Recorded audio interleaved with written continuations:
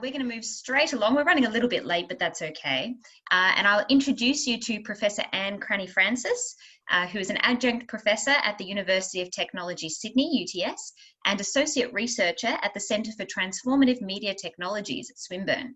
She's currently finishing the book Jack Lindsay, Writer, Romantic, Revolutionary, and continues her research on embodiment, technology, and culture. Her books include feminist fiction, feminist uses of generic fiction, engendered fictions, analysing gender in the production and reception of texts, popular culture, the body in the text, multimedia, text and context, and technology and touch, the biopolitics of emerging technologies, as well as being co-editor of Feminine, Masculine and Representation and the co-written Gender Studies, Terms and Debates. So please welcome Anne. Thank you.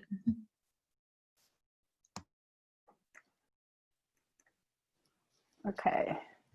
Hi, everyone. Well, my starting point really is that science fiction has always been political fiction. Oh, how do I? Oops. Right.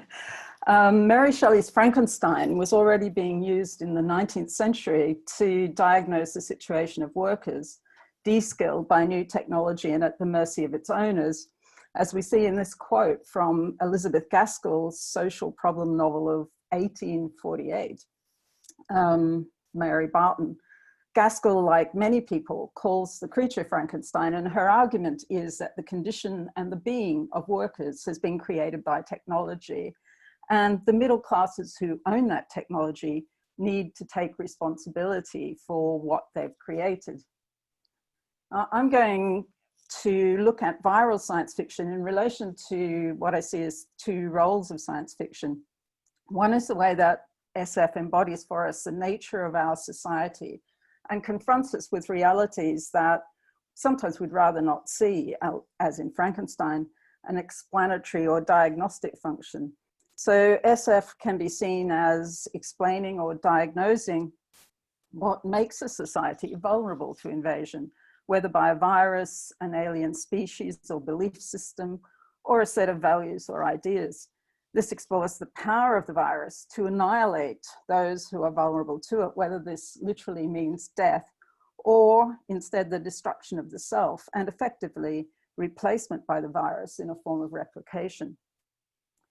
The second approach is the innovative function of SF that enables us to think differently, to get beyond conservative or conventional assumptions so that we aren't immobilized by events and situations that seem too big to resist or fight.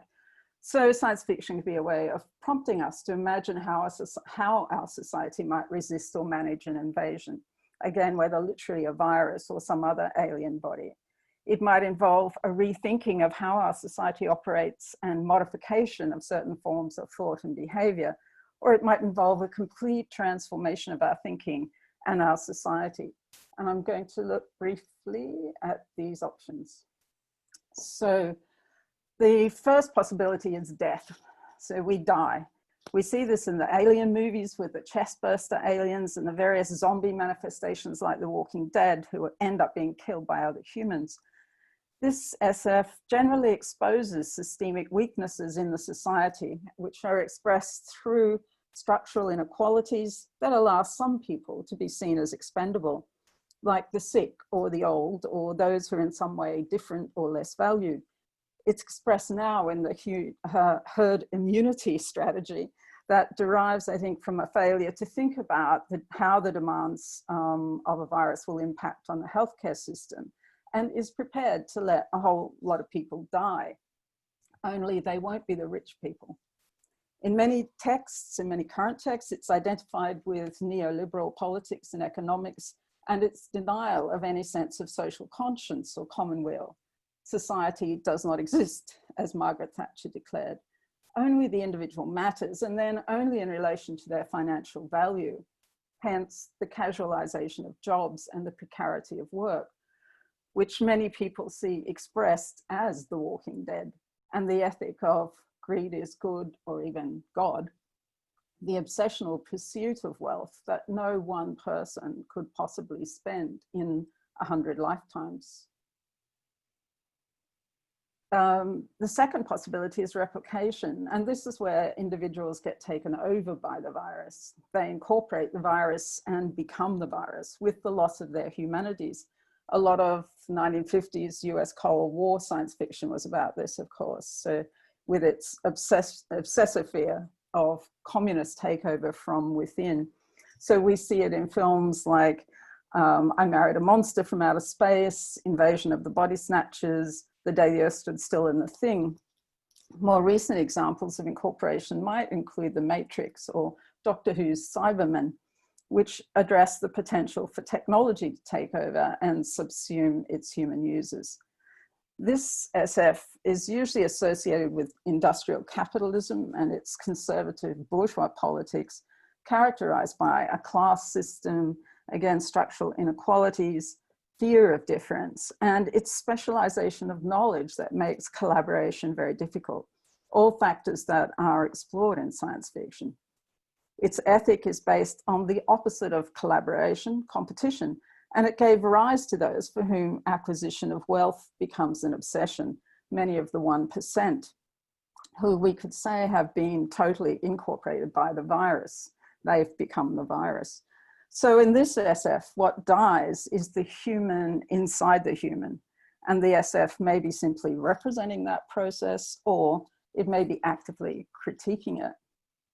However, science fiction also enables innovation. Its visionary or imaginative potential enables us to rethink ourselves and our society so that we can act back on the virus. We might find ways to modify how we live and act in order to deal with the invasion. So movies such as Contagion and its predecessor Outbreak were prompted by outbreaks of viruses like Ebola and swine flu. They show how easily viruses spread, especially in a world in which global travel is so easy, or it used to be, and prompts us to rethink practices like international travel that we've taken for granted. This enables us to act on the virus by isolation and preferably by a vaccine, of course, which happens with astonishing rapidity in some of these movies. So we live with the virus and we force it into retreat by turning ourselves into bad hosts. So it gives up and goes away, at least for the time being. The heroes of this science fiction are the scientists who protect the public. Of course, the invasion may be by technology or other forms of alien intervention. And the heroes there may be the military or scientists acting with the military, or even a band of heroic rebel fighters, as in Star Wars. The fighters protect the public. Now, this approach with its crusading heroes is aligned with a reformist liberal approach that works to protect citizens, but it doesn't fundamentally challenge the established social and economic order. The other possibility is transformation, a complete rethink of our society and our world. And the need for this is surely upon us, with climate change, uncontrolled viral vectors, wars, and population displacement. This is addressed in science fiction that forces us to look at our own role in the creation of environmental and social disasters. And it's deeply rooted in the earliest SF, such as Frankenstein, and in the work of visionaries like Ursula K. Le Guin, James Tiptree Jr., William Gibson, and Kim Stanley Robinson, and in recent cli-fi movies and television such as The Day After Tomorrow and Snowpiercer. Its politics is not reformist, but revolutionary. It involves a complete rethinking of how we think, live, and act, including assumptions about the role of the human in relation to other species, the environment, and communities and cultures different from our own. It's there, embedded in the work of Indigenous activists, the Occupy movement, Black Lives Matter, Greenpeace, and a range of environmental activists, and many others working for fundamental change. So, to conclude, science fiction can show us how viruses operate within the individual, social, and political body, whether the virus is organic, digital, economic, philosophical, or ideological. It can show the virus totally destroying us physically or taking us over, so that, in the words of that X-Files own The Thing episode, you are not who you are. But SF can also show us how to survive the virus, whether it be organic, like a coronavirus, digital, like robo-debt, or economic, like neoliberal capitalism. It can show us modifying ourselves and our behavior in order to survive, led by scientists or the military or politicians, maybe our Jedi. But it also presents us with the possibility of transformation, which may prevent the virus from happening in the first place, or make it less likely for the virus to be so mortally dangerous to us. And this is, for me, is the most inspiring kind of SF. And it seems to me to contain the following ideas, or fundamental steps. Collaborate, don't compete. Viruses are defeated by team, social effort, as we're now seeing. Decolonize knowledge, learn from other and older knowledge systems how to live well and sustainably. Don't assume your knowledge system is superior to that of others, so that you simply repeat the practices that created the virus in the first place. Transdisciplinarity, break the barriers between the disciplines of knowledge in order to work together, and change how we learn and how we teach in order to enable that. Enable vision, see differently in order to analyze problems and create a different world. Be open to challenge and value creativity. And finally, remember to nourish hope.